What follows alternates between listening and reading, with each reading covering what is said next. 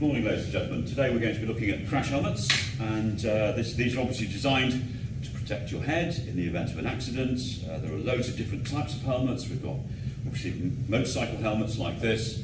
There are helmets used for horse riding and for cycling, for mountaineering, also used in construction sites and things like that, and obviously they perform a fairly similar function.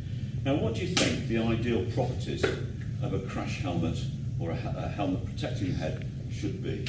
Toughness. Toughness. Okay. So they should be tough. Now, what does that mean, folks? What does toughness mean? The energy required to break the helmet. Okay, so effectively, toughness is a measure of the amount of energy required for it to fail, for the thing to break.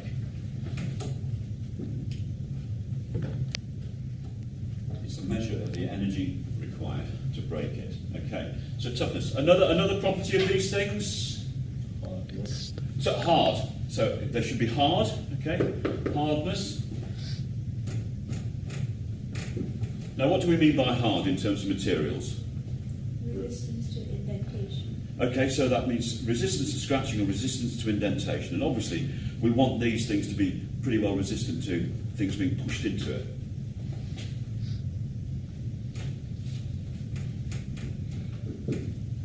Is there anything else that we would want as an ideal crash helmet? Light. Absolutely right. We don't want these things to be too heavy, because in the event of an accident, of course, there's a danger that the head will carry on moving when the body stops. So we don't want these to be very heavy at all. They've also got to be comfortable over a long period of time. We shouldn't just be thinking about the what-ifs. The fact is a helmet is worn all the time on a motorcycle. So the practicalities of it, of everyday use, have to be taken into account. So it has to be lightweight. Anything else, ladies and gentlemen? Strong. Sorry? Strong. We want it to be nice and strong. Well, obviously we don't want it to fail very easily. We don't want it to deform terribly much, a great deal on impact, so we want it to be strong.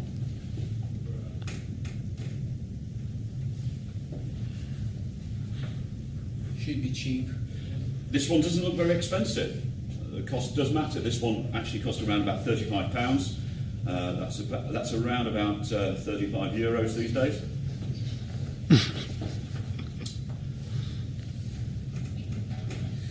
Cost. And what else, ladies and gentlemen? It should look nice. It should look nice.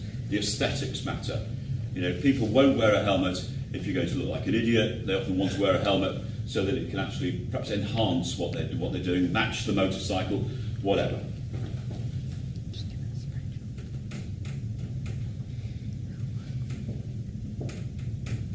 And I'll write aesthetics just to prove I can spell it. Now, of course, what we ought to be doing is thinking about a way of testing this thing. You know, we want something to be tough. We want to make sure that it can absorb a lot of energy. We want to make sure it can resist indentation. We want to make sure it's fairly lightweight and strong. So the first stage in this will be to use the apparatus over here. So if my cameraman wouldn't mind,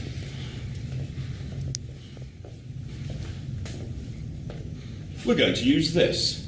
And we're going to smack this helmet really hard with this wood chopping axe. Okay? And I'd like a volunteer, please, to help me with this. Well, what we've got here then, as you can see, is that we've got a wood splitting axe. It's very heavy, and we can obviously take the mass of this. And when we lift it up, of course, it'll gain potential energy. So we could get a measure, at least a measure of how much energy is in the axe as it falls down. The handle, by the way, is very lightweight, but if we really wanted to, I suppose we could talk about the moment of inertia of the handle, but I don't think that's strictly necessary. We could certainly have at least an estimation of how much energy goes into the impact. It's got quite a sharp blade, so in terms of the hardness, you know, it will be a good test of whether this material is hard or not. We haven't used this helmet before at all. It's completely undamaged, so this is effectively the first time we've tried this. If this doesn't work, then we have got other options. There are further tests we can do on the helmet just to see how good these things are. By the way, this helmet has got the British Gold Standard. It's eligible for motorcycle racing, so it's above European standards, just for motorcycle racing. Okay, so if I lift this up, okay, as you can see, height is probably roughly 1 metre, just approximately, and then we're just going to drop it down.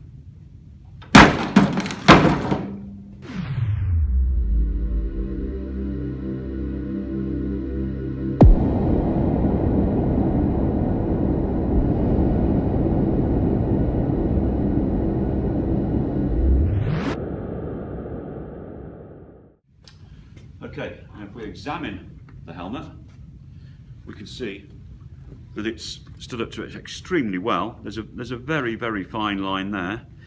When it bounced, it caught just there, so we've got another one there.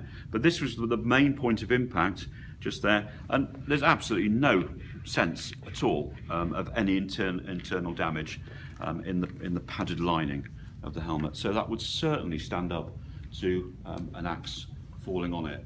I suspect it would probably stand up to someone actually wielding an axe very aggressively, and we might try that a little bit later on. Okay, we've already tested this helmet a little bit in the lab using the axe, which you've just seen, but now we're going to take it to the next level, and we're going to start seriously testing it using these two weights. We've got a 28-pound weight, 56-pound weight, and we'll drop those onto a bathroom scale there, just to get an idea of the kilograms, although the conversion is fairly straightforward, as there are around about 2.2 pounds per kilogram. So it's very easy for us to calculate that a little bit later. So, first things first, this is going to be a preliminary experiment using an old helmet that we have tested a little bit before, and we're going to drop the small weight on it just to check that we've got the right sort of target, make sure that the experiment itself is valid. So, without further ado, I've put a couple of wooden boards underneath it because, of course, this floor is quite springy, and I want the impact to be really quite a severe one. So I've tried to make sure that the floor itself doesn't absorb too much. And ladies and gentlemen, I'd like to... Oh boy, your mustard well back, which is no bad thing. Okay. Right, 3, 2, 1. Right, we've done one preliminary experiment. I'm just going to do another one because it caught a bit of a glancing blow on it. So I'm just going to walk it over there and release. 3, 2, 1.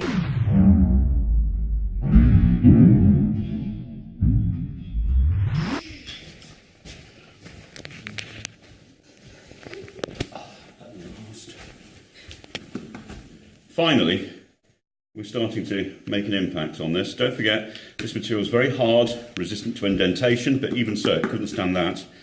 And of course, it's very tough. The energy required to break the bonds is very, very great. Okay, now let's try, that was the preliminary one, let's try the helmet we actually started testing earlier. I'm conscious, of course, that continuity has been a bit of a problem because I'm actually now wearing different clothes.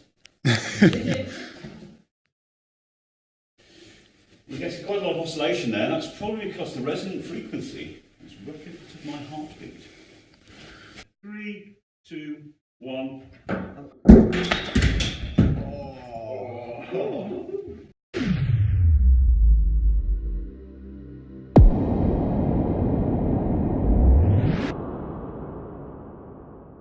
There was a little bit of decorative stuff on here that's come off, but that's all. I mean, it must have therefore hit straight there, and there's absolutely no damage, any real damage done at all to the helmet there. Okay, we'll do one more with the 28-pound weight. Was just there. We'll do one more with the 28-pound weight, and then I think we ought to just take it to the limits. Test number 2 coming up. Are we filming? Good. Right.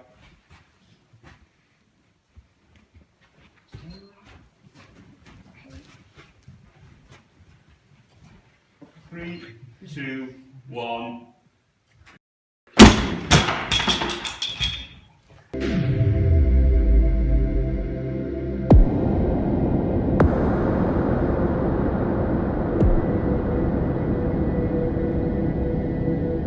Okay, ladies and gentlemen, we still haven't got a stack of damage. There's peripheral damage to the visor mountings and things, but the helmet itself has maintained its integrity, and there's absolutely no sense of any damage inside the shell at all. Okay, a final test in here. We're going to try and lift the 56-pound weight, which is actually 24 kilograms, roughly. I'm not quite sure how we're going to do this because I've not lifted this one up before, so we might have to see how this one goes. Right, folks, final test in here. Final test in here will be the 56-pound weight, somewhere in the region of about 24 kilograms. From a height of, I'm guessing, probably about 4 metres there, 3 or 4 metres. But we will measure that a little bit more accurately shortly.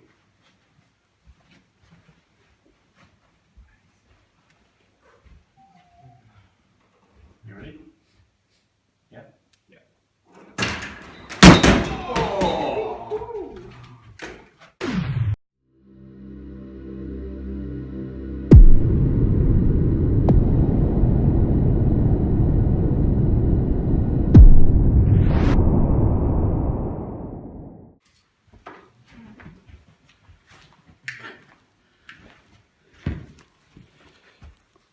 Now, it would appear that there's still only superficial damage to the helmet, even after that.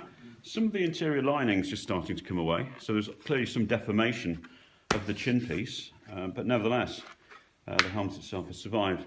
What we need now, really, is some gigantic Eastern European with an axe. Now, if you wouldn't mind panning towards the gigantic European with an axe.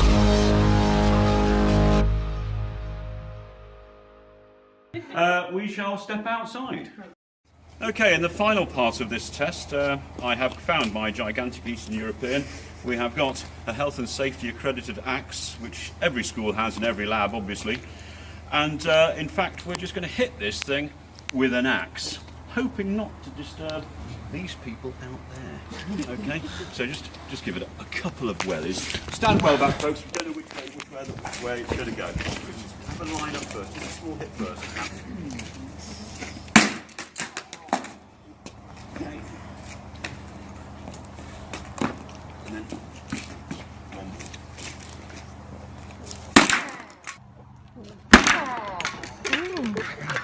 Okay, now we finally managed to actually break through the outer shell. You can see it's actually quite a thin shell, surprisingly enough, just in there. Please remember that this has got the standard British Motorcycle Sport badge, so we would expect it to stand just about anything. And of course it's also to British standards. It's also got a CE mark, but that might not matter in a couple of years' time. Okay, and that, I think, ladies and gentlemen, thanks very much, Camille, for that, marks the end of this particular materials testing. Thank you.